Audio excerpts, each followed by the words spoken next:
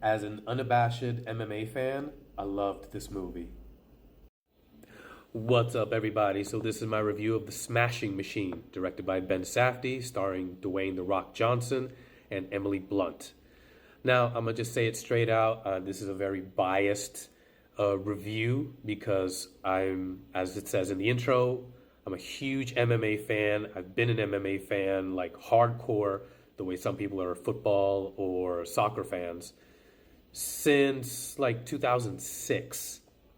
And during that initial time that I really got into MMA, I discovered the documentary The Smashing Machine, which is one of the rawest documentaries I've ever seen in my life.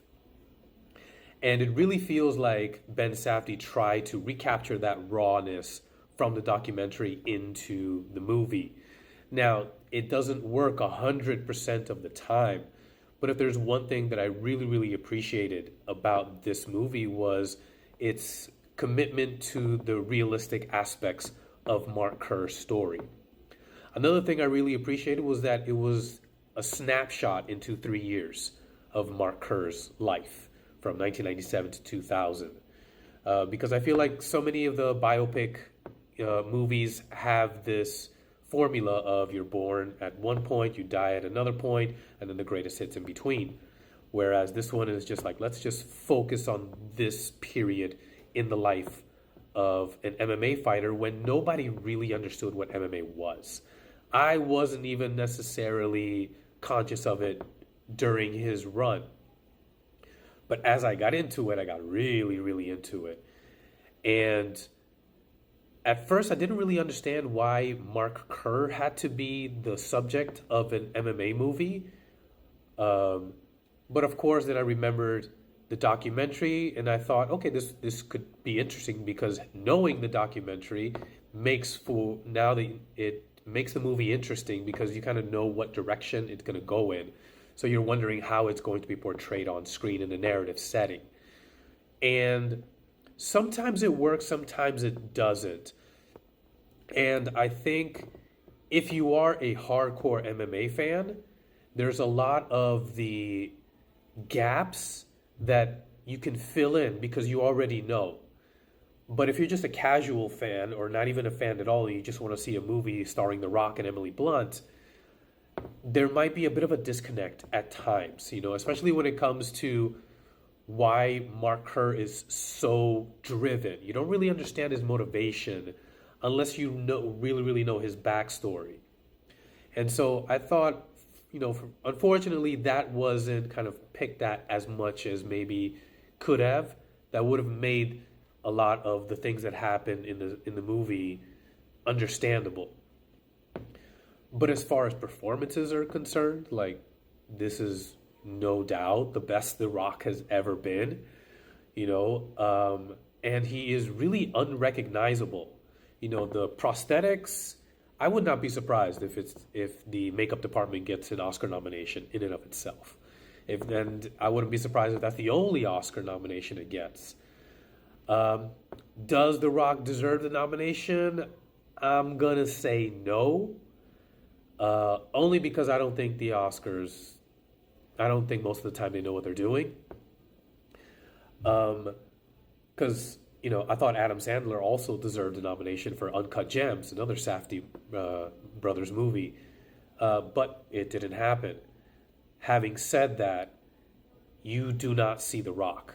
Just every now and again, I remembered that it was The Rock because his real voice and Mark Kerr's real voice aren't the same. Mark Kerr has like a higher pitch, whereas The Rock is a deeper voice.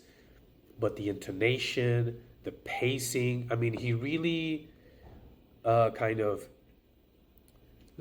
he really kind of softened his persona, for this role. He's not, the bigger than life charismatic figure that he is in most of his movies. He really did embody Mark Kerr in so many ways. His walk, even the fight scenes, so much care was taken for the fight scenes to be almost a direct copy of what the real thing was. And I've seen the real fights, so there were some moments that, yes, they do have to make what happened a little bit more clear as far as the movements in the fight. But overall, it's like that's exactly how the fight went. Everything from even his takedowns, because Mark Kerr is an amateur wrestler. And so when he's going to take down his opponent, it's like, that's exactly how it looks, super realistic. I was very impressed. And just the recreation, like even the tournament in Brazil where the movie starts, that's exactly how it looked. It was just in the basement of a hotel with 600 people. For some reason, the production design team of that event thought like having the fighters walk through a pyramid with smoke was relevant for some reason. And they recaptured that. Every single thing. It was incredible. Emily Blunt, she's an amazing actress. So yeah, she performed her role very, very well. I just wish her role was given a little bit more depth.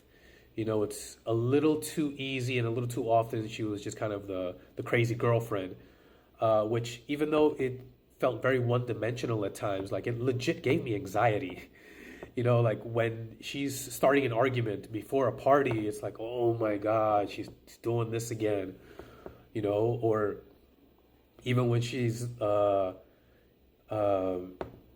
she's begging him to go to one of his fights finally, and he loses that fight, even though, it's like she never went to any of his fights, and then the one fight he allows her to go to, he loses, and so what comes to my mind is, oh my God, this is going to start another argument, So that kind of tension, you really felt it as an audience member.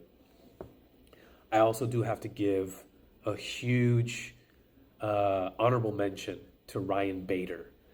I've followed Ryan Bader as a professional MMA fighter since he was on the Ultimate Fighter show, the reality show. And I believe he won that season. Later on, went on to fight John Jones, which didn't turn out too well for him, but he had a great career in another promotion, Bellator. And seeing him in the role as Mark Coleman, it's like, whoa, man. It's like, where did this acting ability come from, And it's not as if what he is asked to do in portraying Mark Coleman is as demanding as what The Rock has to do to portray Mark Kerr. But they just have such a great chemistry between each other. And he's so believable as Mark Coleman, and it doesn't seem like, oh, you look like the part, get in there and remember these lines. He's actually doing a really, really good job portraying this man. And so there are a lot of great things in The Smashing Machine.